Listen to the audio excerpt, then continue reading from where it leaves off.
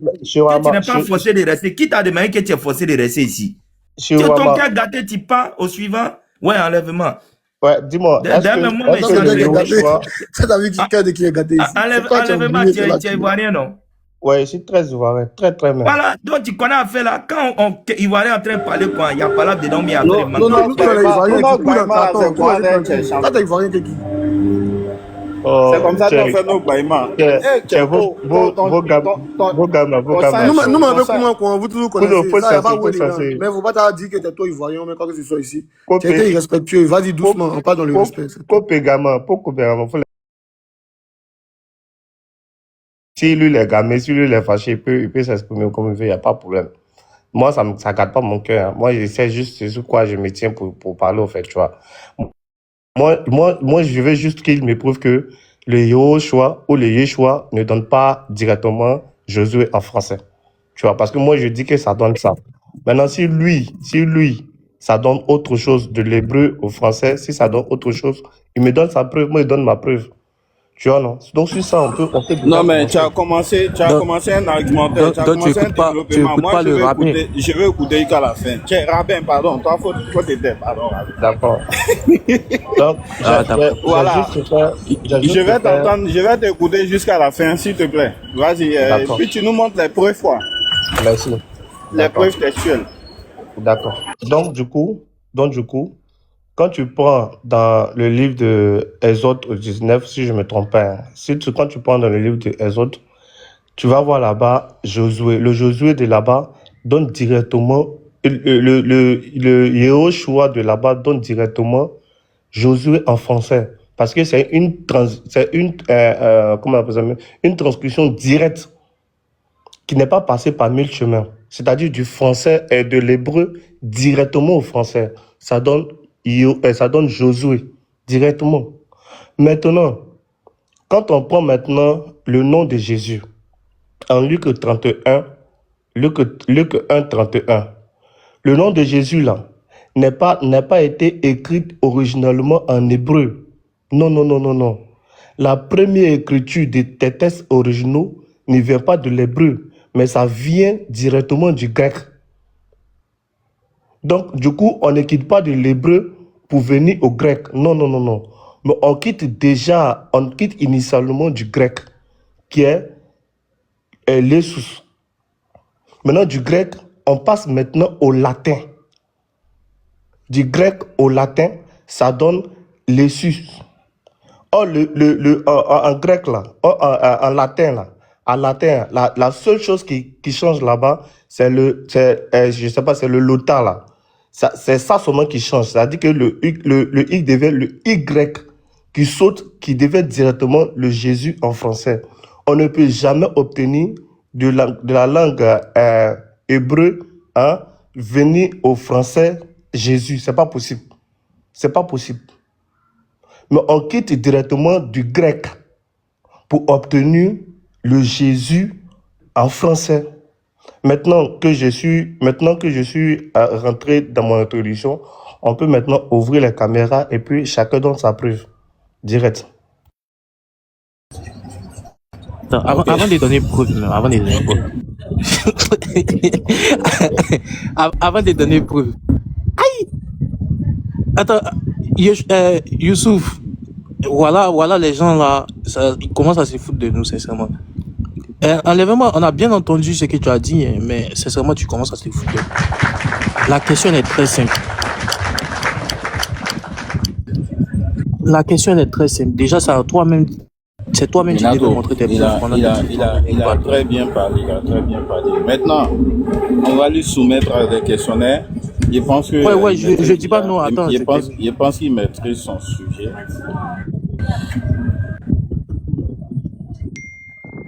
Est-ce que tu m'entends? Attends, Youssef. Je t'entends super bien. Ouais, allô. Là, tu m'entends? Staline. Youssef, le problème ici, c'est qu'il est en train de me dire quoi? Je résume un peu la chose. Je résume un peu la chose. Du genre, il est en train de nous dire que, par exemple, moi, je m'appelle, en prenant le nom sensei, qui signifie maître. Tu vois, en vrai, ça signifie maître. Après, je sais pas. mais sensei qui signifie maître.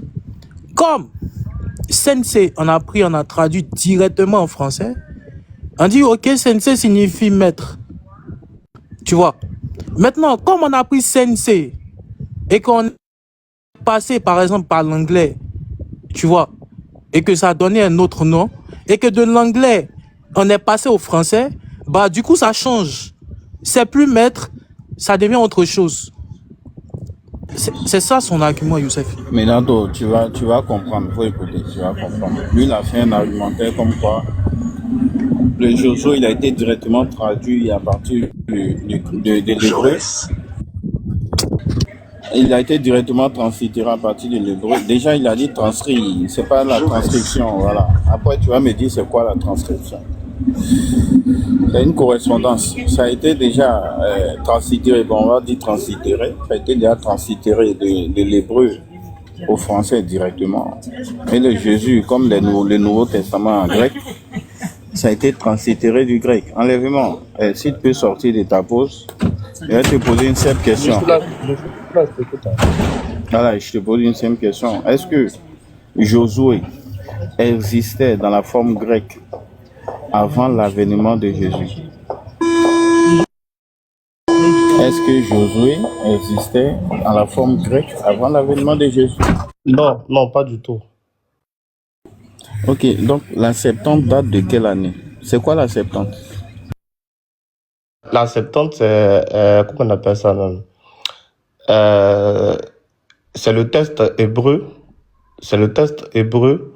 Maintenant, la traduction maintenant du test hébreu en langue grecque là a été fait par les rabbins. Et ça là, et ce test là est venu 3 siècles avant Jésus-Christ, si je ne me trompe pas. Hein. Ok, donc tu as dit le nom n'existait pas avant l'avènement de Jésus, alors que tu confirmes que la Septante, qui est la traduction du grec, de la Bible hébraïque au grec, tu affirmes que c'était avant, 3 siècles avant Jésus. Mais il n'y avait aucun grec. Attends, s'il te plaît. Il n'y avait aucun grec. Attends. Il n'y avait aucun grec qui portait le nom de Jésus. Il n'y avait aucun grec qui portait ce nom-là. Ok, voilà pourquoi ça donc, très bien, très bien, très bien. C'est quel nom qui est dans la Septante? C'est la traduction ou la transcription du nom Yehoshua qui donne Jésus, Jésus. C'est parti de l'hébreu qui a donné le nom grec. Sinon, en grec, on n'avait pas ce nom qui existait. Il n'y avait aucun grec qui s'appelait l'Éternel sauve. Il n'y avait pas. Non, moi, je n'ai pas dit le grec s'appelait comme ça. On te dit que c'est la traduction de la Bible hébraïque qui a été faite avant l'avènement de Jésus. Donc, dans cette traduction en grec, on trouve le nom de Josué là-bas, en grec, qui a été translittéré également, qui a été translittéré également en grec. Donc, en grec, là, Josué, il s'appelle comment? Avant Jésus. Hein. Je te dis là, en grec là, hein, on avait le nom de Josué seulement. C'est-à-dire quoi? Yehoshua qui donne... Ok, montre-moi la preuve. Maintenant, moi, je vais sortir la Septante. Je vais te montrer la preuve que... Je vais te montrer ma preuve également. Montre-moi la preuve. Que c'est Josué la preuve. Mais c'est ça que je te dis là. La seule preuve qu'on a là, c'est le nom de Josué là. C'est le nom de Yehoshua là, qui a été traduit en grec là. Qu'on a eu Jésus là. C'est ça seulement qu'on a comme nom en grec. Et ce nom-là était détenu par Josué lui-même. Il n'y avait aucun grec dans l'appellation grecque qui s'appelait Jésus. Ça n'existait pas. Ici, on n'est pas en train de parler des Grecs. Là, c'est quoi? On n'est même pas en train de parler des Grecs. On est en train de parler des Hébreux. On est en train de parler d'un nom qui a été translittéré. Tu m'as posé la question. Écoute ta question. Écoute-moi. Tu m'as posé la question de savoir est-ce que... S'il te plaît, tu m'as posé la question de savoir est-ce que le nom de Jésus là, avant Jésus-Christ, est-ce qu'il y avait une autre personne qui portait ce nom? C'est pas ça, c'était pas ta question. Attends. Et tu n'as absolument rien compris. Je dis, est-ce que le nom Jésus ça a existé avant l'avènement de Jésus?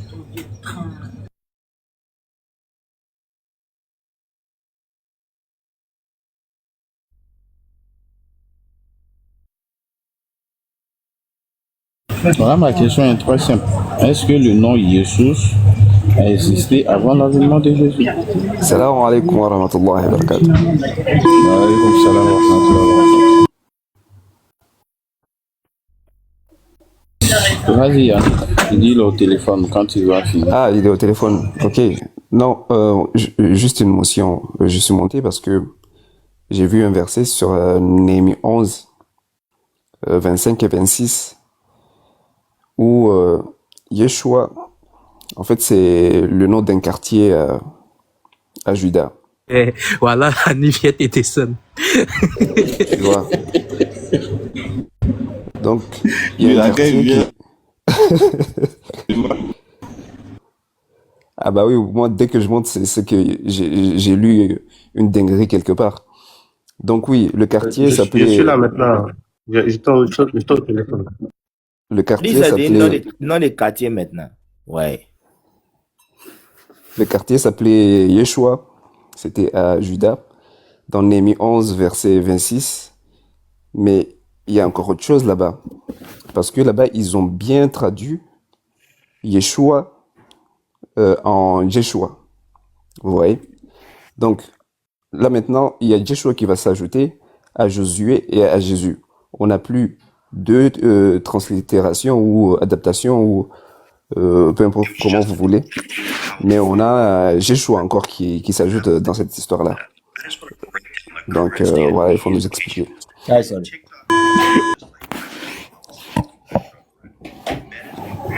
Voilà, c'était ma motion. En fait, Youssef, le truc c'est que quoi? Question que nous-mêmes on devait poser là, c'est ça lui-même il est venu nous poser. Non, Minado, il y a te mettre dans le parfum. Tu sais, le truc, c'est quoi? Je suis là. Hein. Lui, il est venu répéter déjà ce que, voilà, ces gens-là, ils ont dit. Ça, là, on a déjà entendu cet argument-là.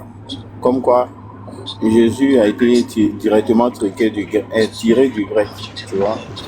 Et Josué a été directement tiré de l'hébreu. Alors que, avant l'avènement même de Jésus, même, la forme grecque et Yeshua, ça existait.